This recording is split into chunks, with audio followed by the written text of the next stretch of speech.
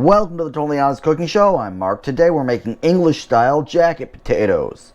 The eating holiday season is upon us, and it's time to experiment with some sides. Now, I grew up in the kind of household where if a baked potato was served, 90% of the time, it was microwaved. My ex-roommate used to criticize me heavily for this.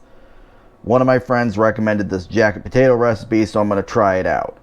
The first thing we're going to do is make a cross in the potato about 1/4 of an inch in depth. Now, for those of you that are crazy like me, that's about yay.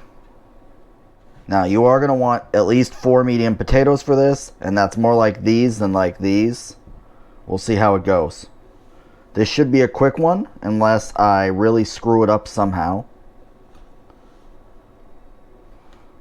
The next step is we take the potatoes and we stick them directly on the oven rack. And we're going to let those sit there in a 400-degree oven for 2 hours. An hour later, we're going to use our heat-proof glove or some heat-proof tongs to retrieve our potatoes. These are slightly browner than I would like, which lets me know that I should have used a larger potato. But that's fine.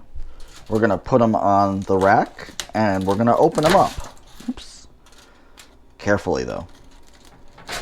Don't want to cut all the way through the potato. Okay, we're putting these back in for 10 more minutes.